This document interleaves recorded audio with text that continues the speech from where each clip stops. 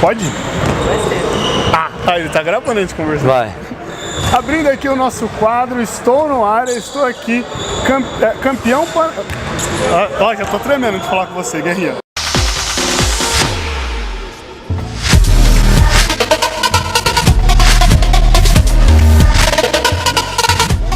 Abrindo o nosso quadro aqui, estou no área, ex-jogador da seleção brasileira, técnico com o maior número de vitórias na fase regular do Novo Basquete Brasil. Estou aqui com Jorge Guerra. E aí? Guerrinha. Para o Brasil, Guerrinha.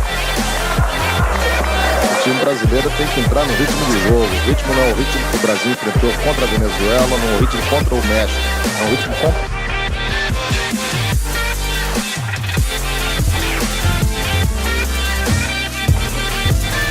Tudo bem? Antes de mais nada, muito obrigado. É um prazer. Todo meu. E Guerrinha, eu tenho essa pauta, eu tenho essa vontade de conversar com você há algum tempo já. Há algum tempo. E eu queria começar falando contigo que muitos atletas, eles sonham, eles pensam, eu preciso ser um atleta, chegar em seleção e tudo mais. E o depois? O que eu vou fazer depois? E hoje em dia tem muita coisa pra fazer no basquetebol. Como que foi esse estalo de você falar, terminei a minha carreira, vou virar técnico? Eu sempre fui um técnico dentro da quadra, né? O meu perfil, minha personalidade, eu sempre fui 15 anos capitão do time de Franca. Então eu já era um técnico dentro da quadra. Quando eu parei de jogar, eu recebi um convite irrecusável, ser técnico do time do Paul de Kock, que era um time que disputava título na época, né? Que eu jogava, parei e me convidaram para continuar como técnico. E passei, é muito difícil, não é fácil não. Mas como eu já exercia isso no grupo, foi tirar o calção e colocar a calça e aprender com o tempo. E teve algum problema, digamos assim, dessa coisa, tipo, agora eu não sou mais atleta, agora eu sou técnico? Porque, querendo ou não, o jeito que o atleta fala com o técnico é diferente do que ele fala com o técnico. Então, completamente. Eu acho assim, você que tem que entender que não é mais jogador. Não é os jogadores que têm que entender que você agora é técnico. É a sua cabeça. E eu fiz essa passagem muito bem. Eu nunca pensei como jogador. No primeiro dia, eu parei e tirei o número 10 de autógrafo. Depois a bolinha que eu te ensinei. E a cestinha. Ali eu parei de ser jogador e virei técnico. E nunca fiquei falando do meu tempo como jogador. Eu acho muito importante quem para e vai ser técnico, ele não ficar, não, porque eu fazia isso, porque o meu tempo é assim, porque é assim, assado. Eu acho que é outro estágio, é outro processo. Mas não tem como deixar de levar a experiência de atleta? Não, para você, mas você não fica mostrando para ninguém. Você coloca na prática, nas situações, nas decisões, nos treinamentos, você vai colocar tudo que você aprendeu. Porque isso aí seria uma burrice minha jogar 25 anos de jogador no nível que eu joguei, de competições, jogar fora isso e começar zerado como técnico. Mas eu não posso pensar como jogador. Entendi. E você já está há 20 anos, 20 temporadas como técnico. E 25 como atleta. Você lembra do seu primeiro jogo como profissional? Lembro. Foi muito legal. Foi em julho que os jogadores iam para a seleção e eu tinha 16 anos. Eu fui convidado para jogar os Jogos Regionais em Rio Preto. Entrar na equipe adulta, primeira vez. Em Franca? Não, por Franca. Por Franca. Por Franca. E aí eu fui jogar os Jogos Regionais e fui para... Limpei o tênis, né? Comprei meu primeiro tênis, era rainha de couro, bolsa rainha, uma marca que existia. Eu lembro direitinho. E no primeiro jogo, eu nem lembro que se eu não joguei, mas depois teve situações que eu comecei a jogar e jogar bem. Eu jogava pro time, o Pedroca gostava muito do meu jogo. Eu sei que na final dos jogos já estava titular do time. Foi um negócio assim, muito rápido. Eu substituindo os outros que estavam na minha frente e fiz a final, né, no lugar do Fran Sérgio. Eu sempre comento. Fomos campeões. Eu sempre comento com todo mundo que eu conheço do esporte ou não, que é fã de futebol, que eu vejo que a capacidade de analisar dos jogadores e dos técnicos quando eles vão dar entrevista depois do jogo, semanas depois, é sensacional. Assim. Que eles têm muita análise, eles têm esse. Parece que ele está narrando. Um filme. Parece que ele está passando um filme para você. Você lembra da sua primeira cesta? Não lembro. Deve ter sido bandeja. Legal que eu nunca tinha pensado nessa história do meu primeiro jogo. Foi a primeira vez que me perguntaram sobre isso. Que bom. Eu lembrava que tinha sido isso, mas ninguém tinha me perguntado e nem eu me perguntado como é que foi minha primeira vez, tal, assim, como jogador de adulto. Que bom. Legal. Eu estudei bastante. E você acha que você foi um melhor jogador do que técnico ou um melhor técnico do que jogador? Eu me considero melhor técnico que como jogador. Eu me sinto muito mais à vontade. Acho que eu tenho mais recursos. Jogador, eu acho que eu fui um bom jogador, muito útil para o time. Jogava muito em função do time, marcava bem, passava bem, administrava bem o time, uma boa. Eu tive média de 12 assistências por jogo, quando não era assistência para os 3 não valia, era só assistência mesmo, debaixo do cesto, e média de 11 pontos na minha carreira como jogador. Né? Quer dizer que eu tenho uma média double-double como jogador. Mas acho que eu não fui um jogador fantástico. E não é que eu me considero um técnico fantástico, mas acho que poderia ter mais recursos físicos, recursos mais técnicos, né? Ter desenvolvido mais coisas como jogador. E como técnico eu me sinto muito mais à vontade para desenvolver e me sinto que rendo muito mais do que como jogador. E você lembra da sua primeira vitória como técnico?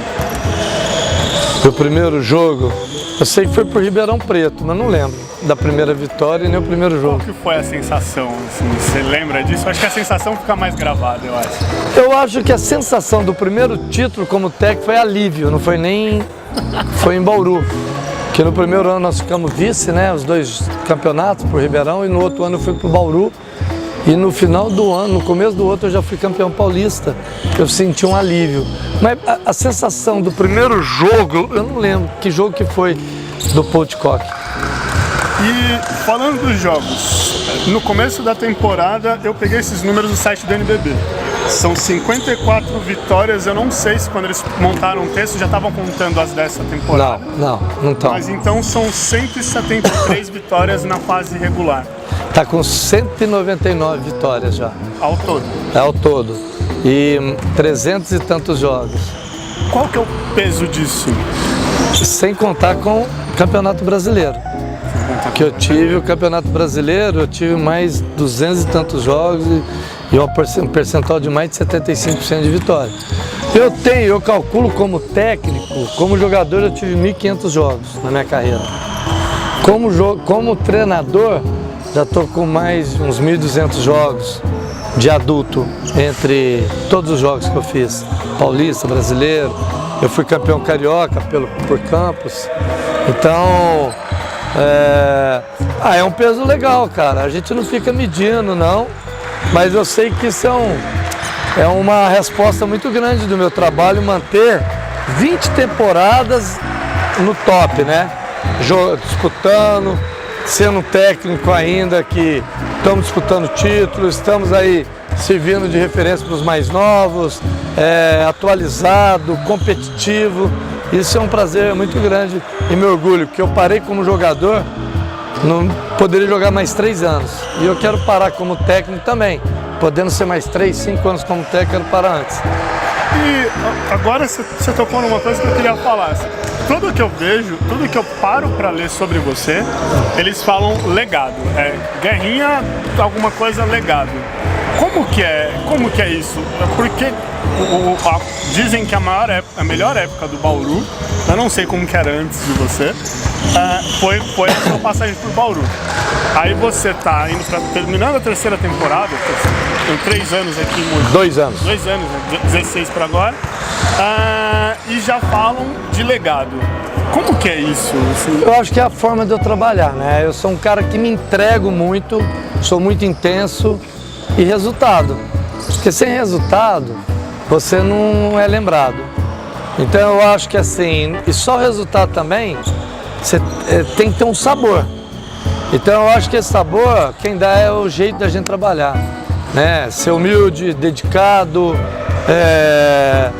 e ter o resultado. Então eu acho que isso aí é uma forma de, por onde você passa, você deixar algo de bom para as pessoas. Falando do trabalho aqui em Mogi especificamente, essa temporada foi uma temporada que vocês optaram por não trazer muitos reforços, por N motivos, mas a manutenção do elenco foi mais importante. E aí eu vi um texto que você falava que essa manutenção do elenco vai ser importante para os resultados. O que o Mogi conseguiu até agora? Você fala, tá vendo? Eu estava certo. Aqui a gente atestou. Olha, na realidade, a gente gostaria de trazer jogadores bons, né? Mas a gente não tinha orçamento e não tem. Então a gente pelo menos ficou com a base nossa. A base pode não te dar uma boa rotação, mas te dá aquela fidelidade, comprometimento que a equipe tem muito e se conhece bem. Então acho que isso aí é um reforço grande. Agora, a gente poderia ter disputado o título paulista, ter sido campeão, fomos terceiro. Nós disputamos a Liga das Américas na final, um super time, poderia ter sido campeão também, mas o segundo melhor das Américas, um resultado excelente, né? Porque nós jogamos só fora de casa e vários problemas de contusão, de falta de rotação. Então acho que isso aí é um resultado muito bom. E o NBB nós estamos aí, podendo ficar já entre os 4, podendo ir para a final, podendo ser campeão. Tem um longo caminho, mas o importante é você sentir, temporada passada e esse ano, que o nosso time pode ser campeão. Porque tem time que sabe que não vai ser campeão. O máximo dele é quinto, é sexto, isso é um título.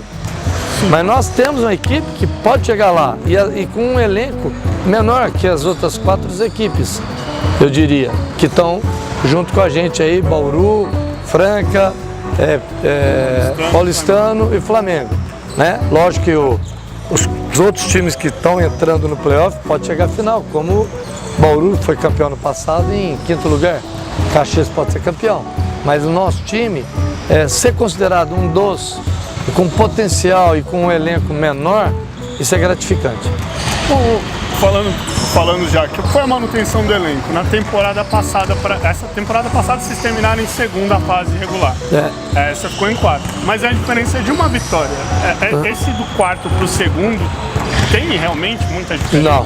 Não, é meramente classificatório, né? Nós somos segundo por causa de uma vitória, mas ficamos fora dos 4 depois. Nós, Flamengo, Brasília e o Franca, né? Eu acho que esse ano a gente tem mais chance de estar entre os 4 e poder fazer a final. Apesar que não ganhando do Caxias nós temos o Flamengo, né? Mas nós temos que jogar com o Flamengo como nós temos que jogar com o Caxias para passar. Finalizando, para falar agora do Caxias, não do jogo em si, mas na temporada passada ficou entre os 4, teve esse descanso para treinar mais e tudo mais, e acabou caindo nas quartas. O que o Mogi pegou dessa derrota dos playoffs e aprendeu que você acredita que não vai se repetir como esse ano? Muito difícil afirmar que não vai repetir. Jogo é jogado, playoff é playoff. Ontem nós vimos aí um jogo na prorrogação do Bauru com o Vasco, bola bate, o nego pega, chuta lá do canto. Basquete assim, eu acho que nós temos condições de passar adiante. Mas nós fizemos um amistoso a mais, os jogadores estão com o filminho na cabeça que não pode perder a concentração em nenhum momento. Não que a gente perdeu no segundo jogo aqui, nós ganhamos o primeiro jogo lá. Não tratou o jogo aqui, apesar de a gente ter falado, ter ditado, ter mostrado. E o time do Vitória teve muito mérito do segundo jogo aqui, tirou uma vitória histórica. Aí nós ganhamos o terceiro jogo, fomos para lá. Tivemos para fechar o jogo no 4º jogo, o Chamel perdeu uma bola, fizeram bandeja e ganharam o jogo. O jogo estava ganho, né? Como o Vasco estava ganho e perdeu ontem. E vem para um quinto jogo. Quinto jogo de playoff, eles tiveram uma atuação diferenciada com os arremessos de fora. Do Reis e do Dawkins. Então, eles mereceram. Não foi só demérito nosso. Foi muito mais mérito do Vitória. Guerrinha, obrigado. Nada. Muito. E torço pro Mogi, porque eu quero vir assistir os jogos aqui, então a gente tem que... Eu não só torço, como preciso ganhar. Abraço.